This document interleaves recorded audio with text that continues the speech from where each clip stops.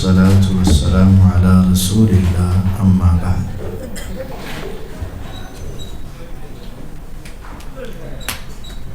सूरत यूसुफ ये सूरत है, 12वें पारे के अंदर इसका आगाज़ है और 13वें पारे में इसका इख्तिताम है। पूरे कुरान में 20 वाक़यात बयान हुए, लेकिन किसी जगह भी एक वाक़या शुरू से आखिर तक मुसलसल बयान नहीं हुआ सवाए वाक़याए यूसुफ के। आदम अलैहिस्सलाम, नूह अलैहिस्सलाम, मूसा अलैहिस्सलाम, ईसा अलैहिस्सलाम, सुलेमान अलैहिस्सलाम, दाऊद अलैहिस्सलाम, ज़करिया अलैहिस्सलाम, तमाम अंबिया के वाक़यात मौजूद हैं, लेकिन पार्ट्स के अंदर हैं, मुख्तलिफ़ जगहों पर हैं। लेकिन सूरह यूसुफ एक ऐसी है कि इसमें शुरू से लेकर आखिर तक एक ही वाक़या बयान हुआ है। और इसके अंदर अल्लाह ताला ने फरमाया, लक़द कान फ़ी यूसुफ व इख़्वतिही आयातुन लिस्साइलीन। यूसुफ अलैहिस्सलाम और उनके भाइयों में बहुत सारी निशानियां हैं सवाल करने वालों के लिए। और आखिर में फरमाया, लक़द कान फ़ी क़ससिहिम इबरतुन लिउलिल अल्बाब। अक़ल वाले इस वाक़े पर गौर करें तो बड़ी नसीहतें उनको इसमें मिलेंगी।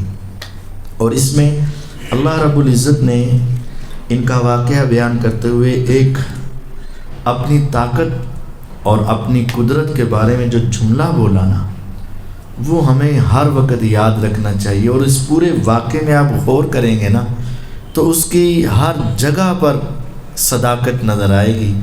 वल्लाहु गालिबुन अला अम्रिही वलाकिन्न अक्सरन्नासि ला यअलमून।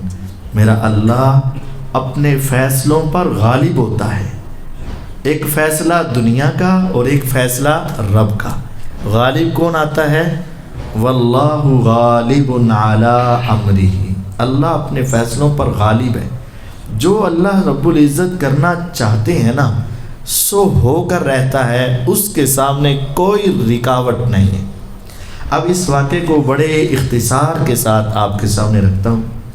सैयदना यूसुफ अलैहिस्सलाम को बचपन में ख्वाब आया और ख्वाब क्या देखा?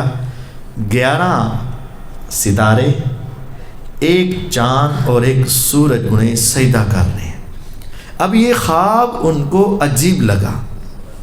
एक तो ये कि इनका सजदा करना बड़ा अजीब है, और दूसरी इसमें अजीब बात ये थी कि इन सब का जमा होना अजीब है। दिन को सूरज है तो चाँद और तारे नहीं, और रात को चाँद और तारे हैं तो सूरज नहीं। अब ये एक ही जगह पे चाँद भी है, तारे भी हैं, सूरज भी है, और सारे चमक रहे हैं और वो सजदा कर रहे हैं। ये अजीब बात थी। और जब भी आप कोई अजीब चीज़ देखें तो उसका जिक्र अपने महबूब के साथ करें। हदीस है, आप कोई अच्छा ख्वाब या आपको बुरा ख्वाब आए, आप उसको सुनाएं जो आपसे सबसे ज़्यादा मोहब्बत करता है, या उसे सुनाएं जो सबसे ज़्यादा दाना और समझदार इंसान है। तो उन्होंने अपने वालिद गिरामी सैयदना याकूब अलैहिस्सलाम से उसका जिक्र किया। वालिद साहब उस ख्वाब को सुनते ही ताबीर को समझ गए, तो कहा अपने भाइयों को ना बताना, वो सारे बड़े हैं, वो तेरे बारे में कोई ना कोई गलत चालें चलेंगे। कहा जाता है कि उनकी 2 बीवियां थीं। पहली बीवी से वो बड़े भाई थे और वो बीवी इस दुनिया में ना रही। फिर दूसरी शादी हुई तो दूसरी बीवी से 2 बेटे पैदा हुए। एक का नाम यूसुफ अलैहिस्सलाम और दूसरे का नाम बिन्यामीन। तो वो माँ चूँकि जुदा जुदा थी तो भाइयों को फिर हसद भी आ रहा था। तो वालिद ने कहा कि ये बताना नहीं, तो उन्होंने नहीं बताया। लेकिन उन्होंने देखा कि बाप की मोहब्बत रोज़ बरोज़ अपने इस बेटे के साथ बढ़ रही है। तो ये जुल्म नहीं था, बाप बेटे से मोहब्बत करे और दूसरों से ना करे, नहीं। एक है कल्बी ताल्लुक़, एक है इंसान के इख्तियार में। खाना पीना, लिबास, उसके ऊपर ख़र्चा करना, रहाइश देना, ये सारे तो इंसान के बस की बात है और इसमें बराबरी लाजिम है। چاہے بیویاں ہوں اور چاہے اولاد ہو، لیکن ایک ہے دلی ملان۔ نبی محمد صلی اللہ علیہ وسلم اللہ تعالیٰ سے کہتے تھے اللہم ھذا قسمی فیما املک ولا تاخذنی ولا تلمنی فیما لا املک۔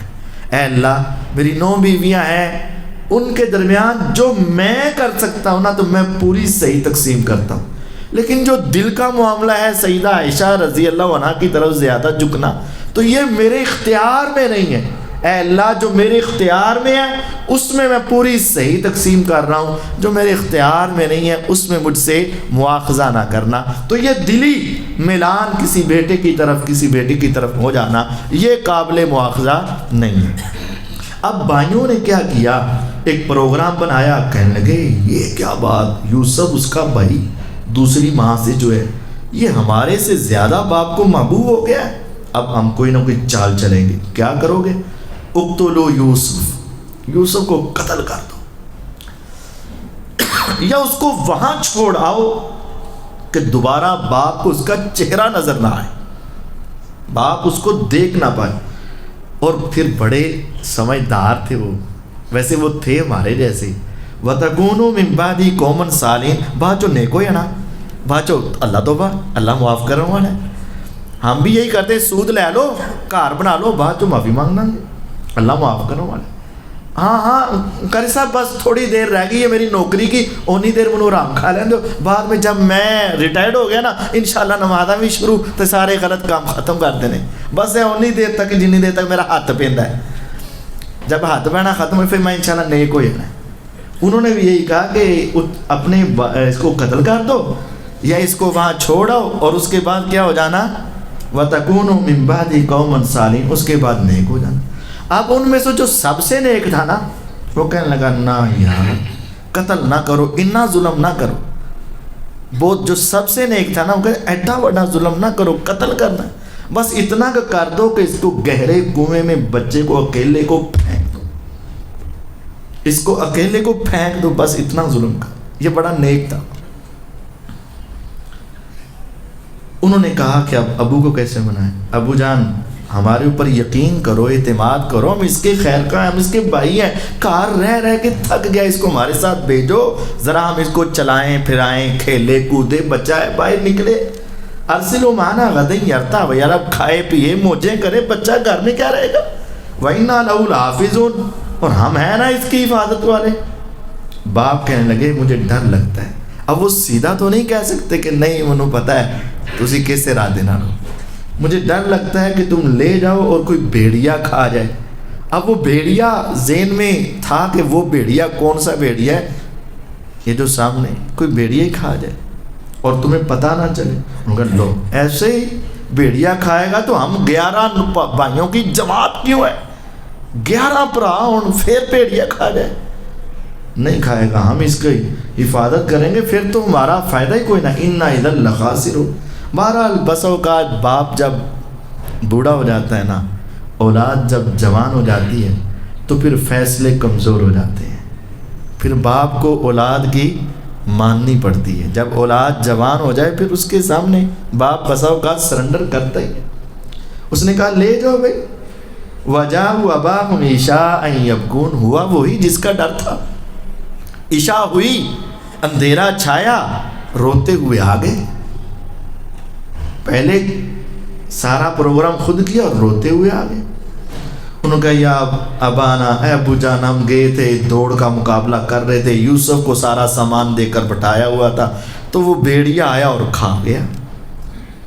اور وَجَاءُوا عَلَىٰ قَمِيصِهِ بِدَمٍ كَذِبٍ، قمیض واپس لے کر آئے، نشانی، اور اس پر جھوٹا خون لگا ہوا تھا، خون بھی لگا ہے۔ یوسف علیہ السلام دیکھ کر سمجھ گئے، کہا بل سولت لکم انفسکم، کہانی بڑی ودیا بنائی تسی، فصبر جمیل، میں کیا کر سکتا ہوں، صبر ہی ہے، اب میں اگر تمہیں کچھ کہوں تو دوسرے بیٹے بھی ہاتھ سے جائے، فصبر جمیل واللہ المستعان علی ما تصفون، اللہ میرا مددگار ہوگا، میں صبر کرتا ہوں۔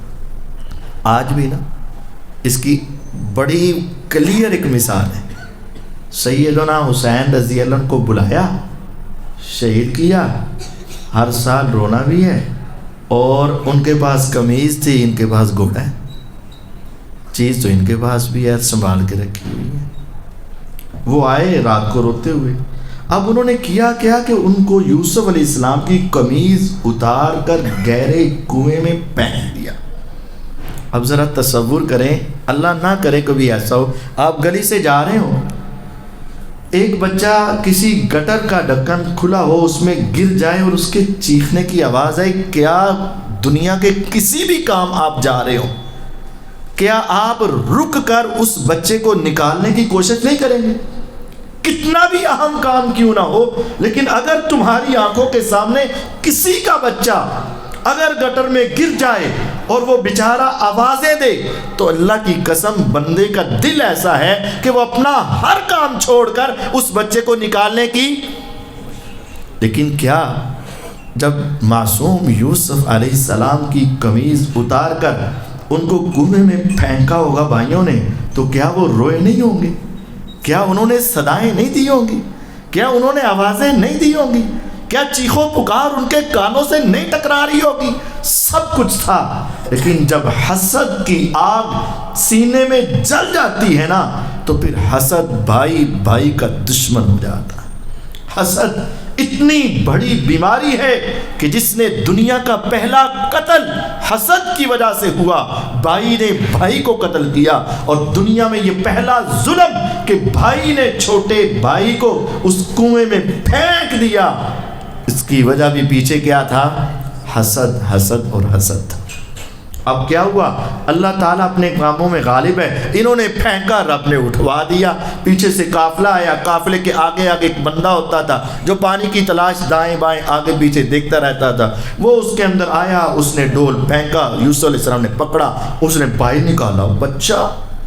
اس وقت لوگ منڈیوں میں بیچے جاتے تھے، اس وقت لوگ منڈیوں میں بیچے جاتے، انہوں نے کہا واہ واہ واہ وَشَرَوْهُ بِثَمَنٍ، انہوں نے کہا یا بشرا ہذا غلام، اوے بچہ لب گیا، پیسے لاٹری نکل آئی، پیسے لب دی۔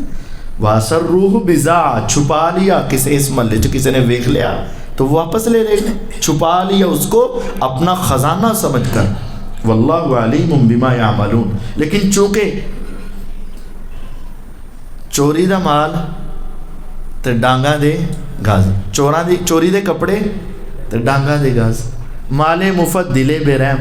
جدو اپنی چیز ہوئے تو بندہ صحیح ویچتا ہے، جب چوری کی چیز ہو تو سائیکل جڑی 10,000 دی ہو 2,000 دی ویچ جاندے۔ اس نے بھی یوسف علیہ السلام جیسی شخصیت کو چند ٹکوں کے عوض بیچ دیا۔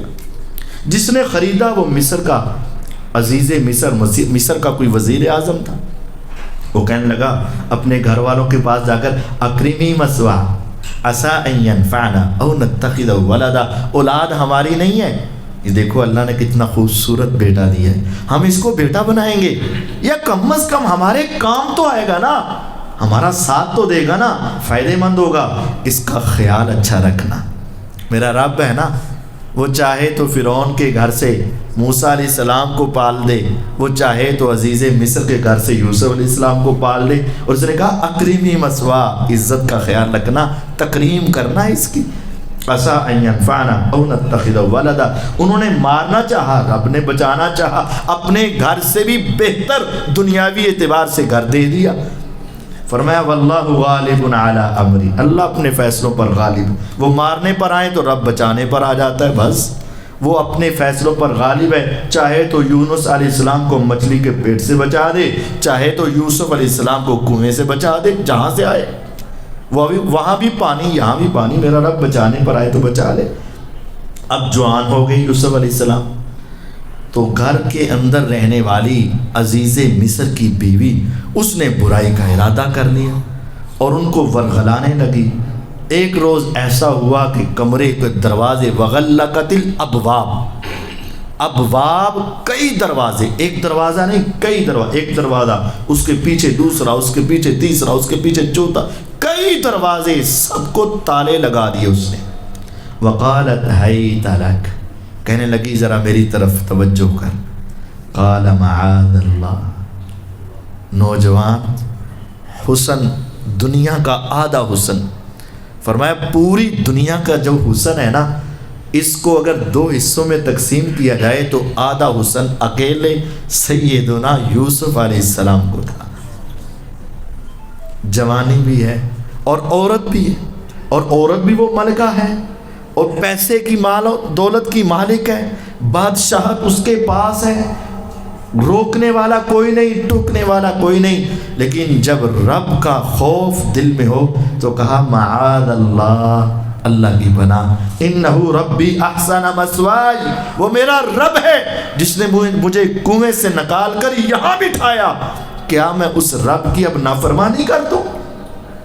اور دوسرا معنی یہ ہے انہ ربی احسن مثوائی، میرا مالک جس نے مجھے خریدا، اس نے مجھے اپنے گھر میں اتنی عزت سے رکھا، تو کیا میں اسی مالک کی خیانت کر جاؤں؟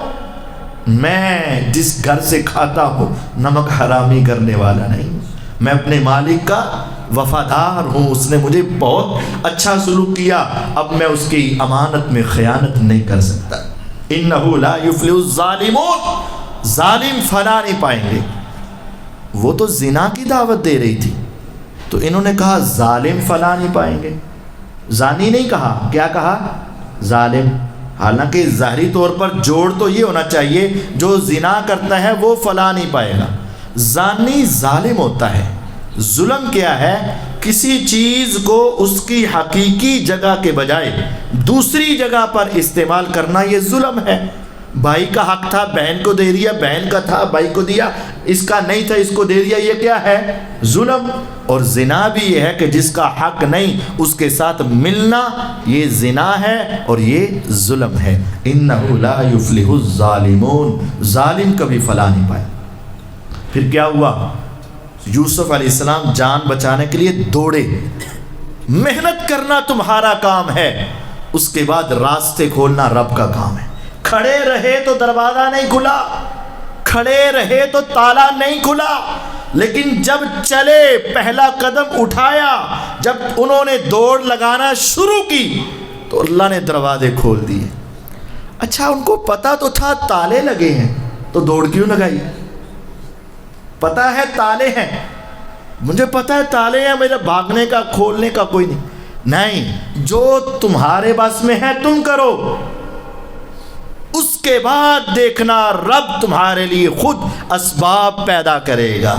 تیرا کام اپنی ہمت، اپنی طاقت، اپنی کوشش، اپنا عمل جو تجھ سے ہو سکتا ہے تم کر، اس کے بعد نتیجہ قدرت کے حوالے کر۔ تیرا کام ہے کہ اپنے آپ کو بچا۔ ان کو پتا تھا کہ دروازوں میں تالے، لیکن اپنی طاقت کے مطابق دوڑے، اپنی کوشش کی، رب نے سارے دروازے کھول دیے۔ اور پھر کیا ہوا؟ آگے گئے تو عزیز مصر سامنے۔ اور عورتوں کا غصہ نہ کیجیے گا، ویسے وہ پینترا بدلنے میں دیر نہیں لگتی۔ ایک دم سے جب دیکھا عزیز مصر، قالت ما جزاء من اراد بأهلك سوءا، دیکھو جو تمہاری بیوی سے غلط کاری کا ارادہ رکھے اس کی سزا کیا ہونی چاہیے؟ الا ان یسجن او عذاب علیم، اس کو قید میں ڈال دو یا اس کو المناک سزا سے دو چار کر دو۔ ایک لمحہ پہلے برائی کی دعوت دعوت دعوت دعوت، اور دوسرے ہی لمحے خامن کو دیکھ کر زبان بدل گئی، الا ان یسجن او عذاب علیم، المناک عذاب دو اس کو۔ یوسف علیہ السلام نے اپنی صفائی دی، میں نے نہیں، اسی نے بقایا، اب یہ غلط کہہ رہی ہے۔ وَشَهِدَ شَاهِدٌ مِّنْ أَهْلِهَا، وہاں اختلاف ہو گیا۔ اب کسی بچے نے یا کسی سمجھدار نے گواہی دی، فیصلہ ہے، وہ کہہ رہا ہے یہ مجھے برائی پر دعوت دے رہی، وہ کہہ رہی یہ، تو فیصلہ کیا ہے؟ اگر قمیض آگے سے پھٹی ہے تو بندہ غلط ہے، اگر قمیض پیچھے سے پھٹی ہے تو عورت غلط ہے۔ یہ بندہ دوڑ رہا تھا اور اس نے پیچھے سے قمیض کو پکڑا اور پھٹ گئی۔ اب دیکھا گیا تو قمیض کہاں سے پھٹی تھی؟ پیچھے سے۔ اس کو سمجھ آ گئی کہ یہ عورت جھوٹ بول رہی۔ لیکن بسا اوقات کچھ لوگ اپنے وزیر اعظم سے بہت ڈرتے ہیں۔ اس نے کہا یوسف اعرض عن ھذا واستغفری لذنبک، اے یوسف چل چھٹ پرا، تو اپنے گناہوں کی معافی مانگ، غلطی تیری ہے، انک کنت من الخاطئین، تو خطا کار ہے۔ بس اینی گل کہہ ختم، اتنی بات کہہ کے بات ختم۔ وہ نزلہ بر عضو ضعیف، کمزور غلطی کرے تو سارے قانون یاد آ جائیں، بڑا غلطی کرے تو کوئی نہیں، خیر ہے، ہو ہی جاتا ہے، انسان جو ہیں بس۔ اب عورتوں نے باتیں شروع کر دیں، دیکھو کتنی بے وقوف ہے، کتنی احمق ہے، اتنی بڑی بادشاہ کی بیوی ملکہ ہے اور اپنے غلام کے بارے میں یہ سوچ رہی۔ اب بات تو پھیل گئی۔ اس نے کہا اچھا تم باتیں کرتی ہو۔ اس نے سب کی دعوت کی، ان کے لیے تکیے لگائے، ہاتھ میں چھری پکڑائی، سامنے سیب یا کوئی پھل رکھا، وقالت اخرج علیہم، یوں صلی اللہ علیہ وسلم نے کہا ذرا ایک لشکارہ ان پر بھی ڈال ذرا۔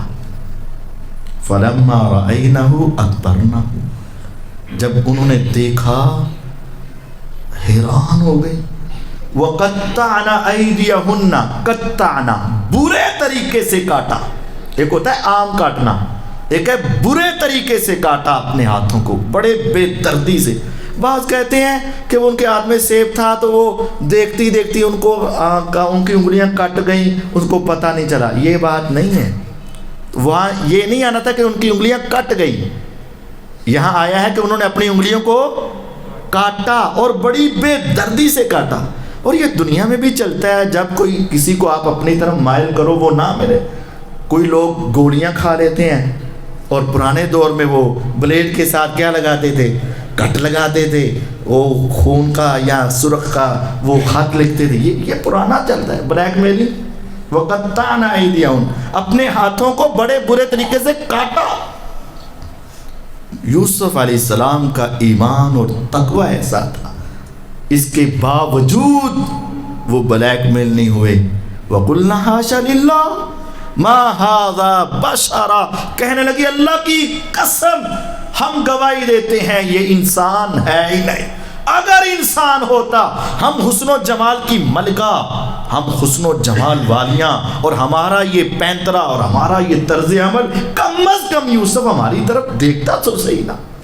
ما ھذا بشرا، یہ انسان ہے ہی نہیں، تو پھر کون ہے؟ ان ھذا الا ملک کریم، یہ فرشتہ ہے، اور فرشتہ بھی بڑا اعلیٰ قسم کا فرشتہ ہے۔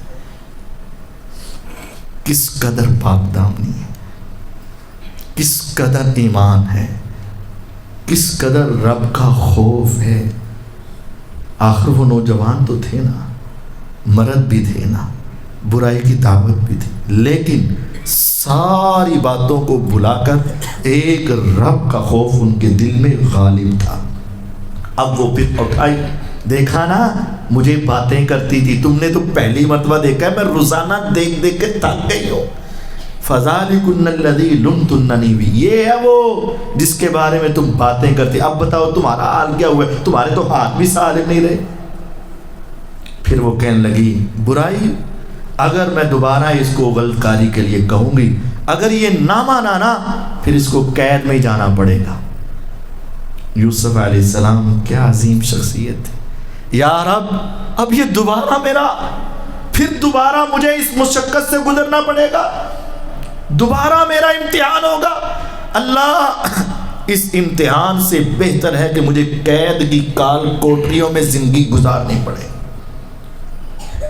دو چیزیں تھیں، بادشاہ کا گھر، ناز و نعمت، چودراہٹ، سرداری، بادشاہت، اور اس کے مقابلے میں قید و بند، اندھیرے اور وہاں کی مشکلات۔ ان دونوں میں سے انہوں نے کس کو پسند کیا؟ قید کو۔ کس کے مقابلے میں؟ ساری عیش و عشرت کے مقابلے میں۔ وجہ کیا ہے؟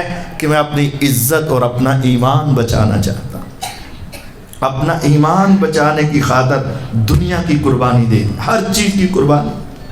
اس نے ایسا کیا، نہیں مانے، پھر وہ چلے گئے قید میں۔ قید میں گئے تو وہاں پہلے بھی 2 قیدی موجود تھے۔ اب وہ قیدیوں نے کہا کہ آپ بڑے معتبر شخص لگتے ہو، ہمیں خواب آئی ہے۔ کہا تمہاری خواب کی تعبیر بعد میں، پہلے میرا درس سنو۔ یا صاحب السجن ارباب متفرقون خیر ام اللہ الواحد القہار، یہ بتاؤ زیادہ رب جو تم نے ہر کلومیٹر پر اپنا رب بنا رکھا ہے وہ بہتر ہے، یا ایک اللہ جو واحد ہے، قہار ہے، اس کو ماننا چاہیے۔ توحید کی دعوت دی۔ پھر ان کو ایسا لگا کہ یار یہ تو بڑا لمبا درس دے گا. کہا نہیں نہیں، تمہارے کھانے کا ٹائم ہے، اس کے آنے سے پہلے پہلے میرا درس ختم ہو جائے گا. پھر آپ نے ان کو دعوت دی، توحید کی. پھر کہا بات سنو، جو ہے نا تم میں سے ایک جس کو خواب آیا کہ بادشاہ کو شراب پلا رہا ہے، یہ چھوٹ جائے گا اور پلائے گا اس کو. اور وہ ہے نا جس نے دیکھا کہ سر پہ روٹیاں رکھی ہیں اور پرندے وہاں سے نوچ رہے ہیں، اس کا مطلب یہ ہے کہ اس کا رزق کھایا گیا اور اس کی موت کا وقت آ گیا، اس کو سولی دے دی جائے. اور پھر کہنے لگے یار تو انہیں چھوٹنا ہے نا، تو جا کے بادشاہ کو بتانا کہ ایک تیرا وہی غلام بغیر کسی جرم کے قید کے اندر پڑا ہے، تھک گیا ہے، اس کو نکال دے. وہ چلا گیا. جو مشقت ہوتی ہے نا، مشکل ہوتی ہے تو بڑے یاد رکھ دیں. جدوں تھوڑی مشقت ختم ہوئی تو وہ سارے بھول جاندے ہیں. وہ نکلا قید سے باہر، بھول گیا کون کس کو یاد رکھتا ہے، نہیں یاد کیا. بادشاہ کو خواب آیا، 7 گائیں موٹی تازی، 7 گائیں دبلی پتلی. موٹی جو ہیں وہ پتلی کو کھائی جا رہی ہیں، 7 بالیاں خشک ہیں، 7 سبز ہیں. یہ کیا ہے؟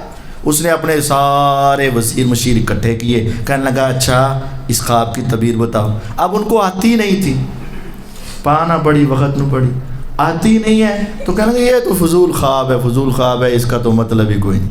شاباش. جب کسی مسئلہ نہ آتا ہو کہتے نہیں ہے، گل ہے ہی نہیں. مسئلہ خود نہیں آتا کہتے نہیں ہے، ہو جا کوئی چکر نہیں.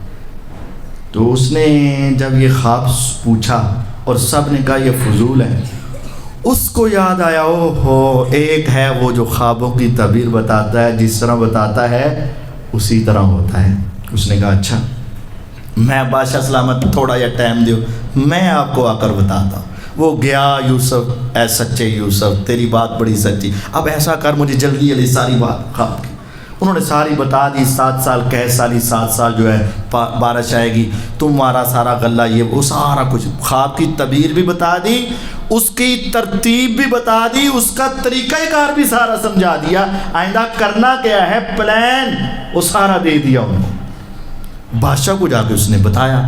وہ بڑا حیران ہوا یہ کون ہے جو جیل میں اس کو ساری بات سمجھ بھی آ گئی اور آئندہ کی پلاننگ بھی بتا دی. اس نے اس کو میرے پاس لے کر آؤ. جب وہ بلانے گئے تو اس نے کہا نہیں. اللہ، اس آیت پر میرے آقا نے کہا اللہ نے یوسف علیہ السلام کو بہت صبر دیا تھا. اگر میں ہوتا نا، میں محمد صلی اللہ علیہ وسلم ہوتا تو شاید مجھے بلانے کے لیے آتا تو میں جلدی سے نکل جاتا. لیکن انہوں نے اس وقت تک وہ اپنی جیل نہیں چھوڑی. کہا پہلے ان عورتوں سے پوچھ کر آؤ کہ میں پاک دامن ہوں کہ نہیں ہوں. اس عورت نے میرے اوپر الزام لگایا تھا کہ نہیں لگایا، پہلے پتہ کرو. پتہ چل گیا، عورتوں نے کہا وہ سچا تھا، ہم جھوٹی تھی. عزیز مصر نے بھی کہہ دیا حس حس الان حس حس الحق، اب تو ساری بات کھل گئی، میں جھوٹی ہوں، وہ غلط تھا، صحیح کہہ رہا ہوں.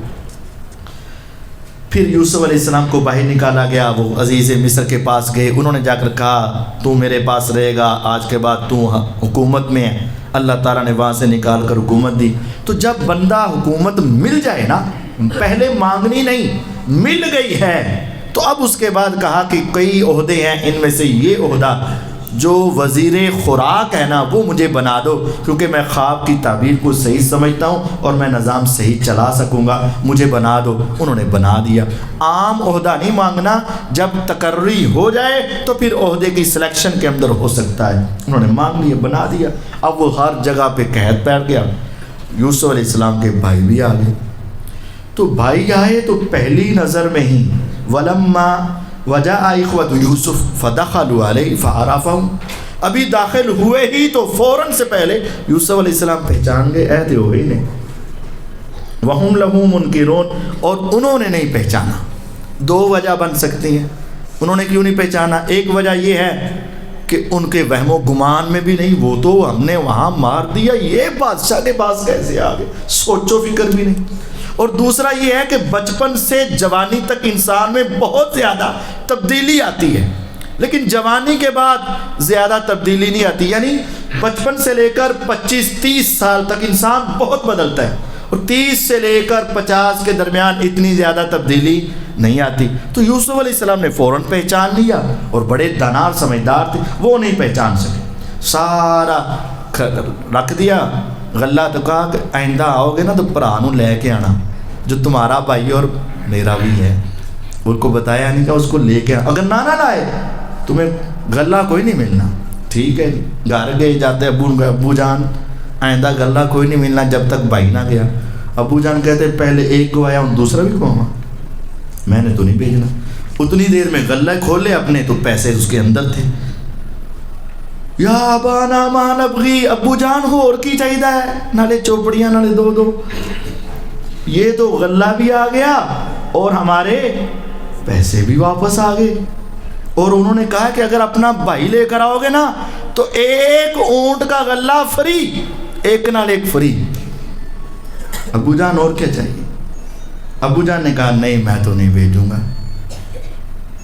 پھر انہوں نے اصرار کیا تو کہا بیٹا پکا وعدہ کرو. پکا انہوں نے پکا وعدہ کر دیا. کہا اچھا ایسا کرنا، ایک دروازے سے داخل نہ ہونا، مختلف دروازوں سے جانا. وہ چلے گئے یوسف علیہ السلام کے پاس گئے. انہوں نے اپنے بھائی کو پاس بلایا، کہا بس تو چھپ کرنا ہے، جو کچھ مرضی ہو جائے تو نہیں بولنا. اس نے کہا ٹھیک. وہ انہوں نے سارے بورے بھرے اور وہ پیمانہ جس کے ساتھ ماپ کر دیتے تھے وہ کسی اپنے بھائی کے بورے میں چھپا دیا. قافلہ چلا گیا، پیچھے سے آواز دی اوے چور. انہوں نے کہا اللہ کی قسم ہم چور نہیں. کہا اگر تمہارے پاس غلہ ہے تو دے دو، اگر خود ہی دے دو گے تو تمہیں انعام ملے گا. کہا یہ کہ بھائی پھنس نہ جائے نا، اگر خود ہی دے دو گے تو انعام ملے گا اور اگر نہ ہوا تو پھر. انہوں نے کہا ہم چور نہیں ہیں. انہوں نے کہا اگر چوری ہو گئی تو سزا کیا ہے؟ انہوں نے کہا یہ ہمارے علاقے میں جو چور ہوتا ہے نا اس کو پکڑ کے غلام بنا لیتے ہیں. تو انہوں نے کہا چلو ٹھیک ہے، اگر تم سے مل گیا تو وہ ہمارا غلام ہوگا، ایسی وہ لڑکا واپس ہے. انہوں نے کہا ٹھیک ہے. ان کو یقین تھا ہم نے چوری کی نہیں ہے. جب انہوں نے نکالا تو اپنے پہلے دوسروں کے بورے پھولے پھر اپنے بھائی کا نکالا تو آ گیا. بھائی ویسے نا ان کے جیو ہی تھے. تو جب وہ نکل آیا نا تو کہنے لگا ہو سکتا ہے نہیں کہ یہ بھرا نے بھی کی سی چوری. قرآن وہ کہتے اس کے بھائی نے بھی چوری کی تھی چھوٹے انہیں. یوسف علیہ السلام کو بہت غصہ آیا لیکن بتایا نہیں. بس یہ کہا کہ یار تم ابھی تک اپنے بھائی کی تعریفیں کر رہے تھے اور اب تم اس کے خلاف ہو گئے ہو. میرے نبی علیہ السلام کے پاس نا عبداللہ بن سلام رضی اللہ یہودیوں کے سردار تھے، مسلمان ہو گئے. حضور علیہ الصلوۃ والسلام نے ان کو نا دروازے کے پردے کے پیچھے بٹھا دیا. یہودیوں کو بلایا، یہودیوں ہے بتاؤ عبداللہ تمہارے اندر کیسا بندہ ہے؟ ان کو نہیں پتا تھا کہ یہ مسلمان ہو گئے.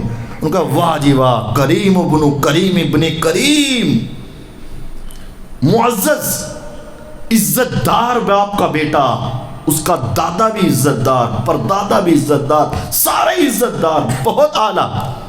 آپ نے کہا اگر وہ مسلمان ہو جائے تو نہیں ہو ہی نہیں سکتا وہ مسلمان.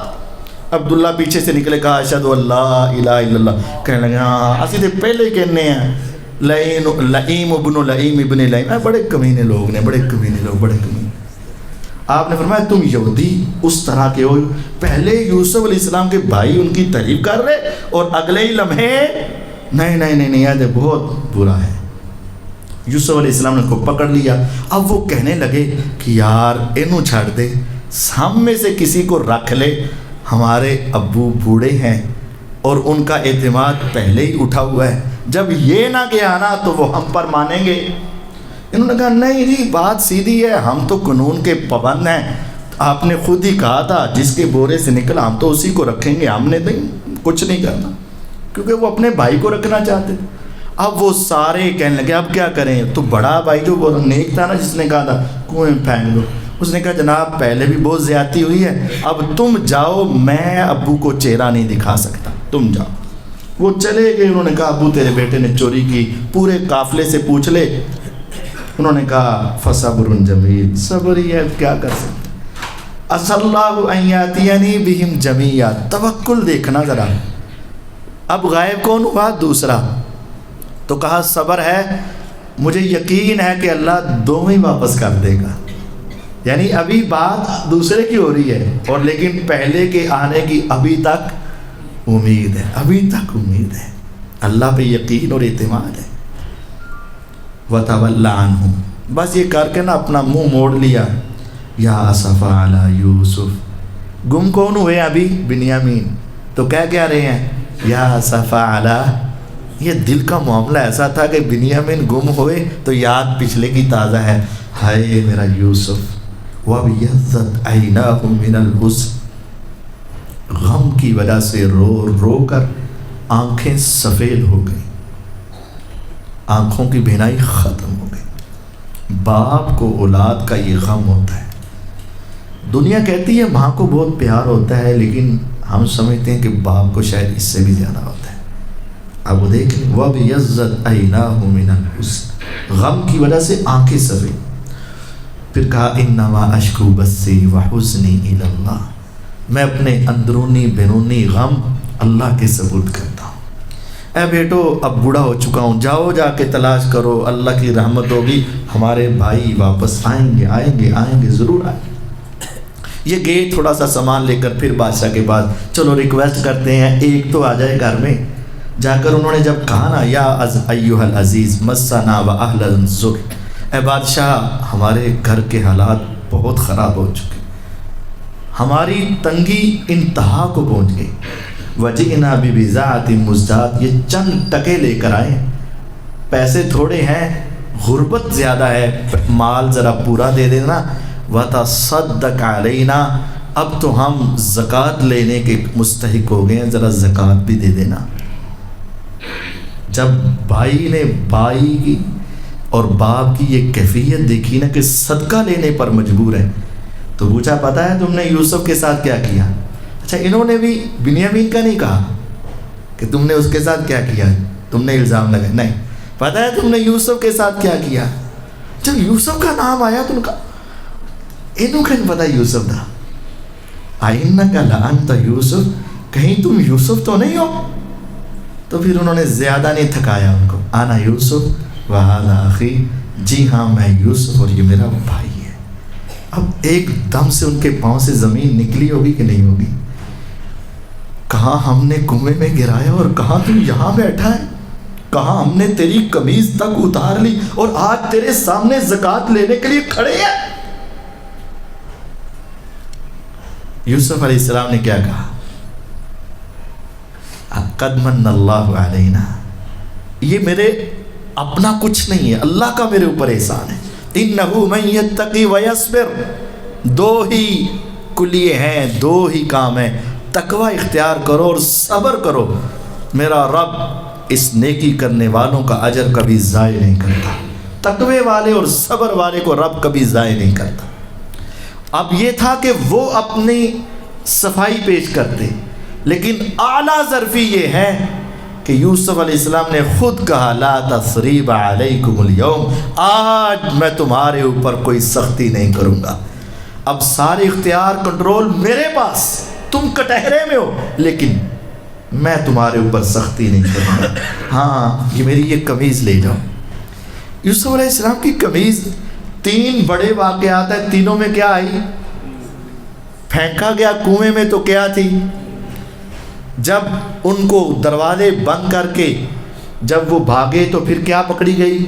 قمیض، اور اب بھی واپس بھیجی تو کیا؟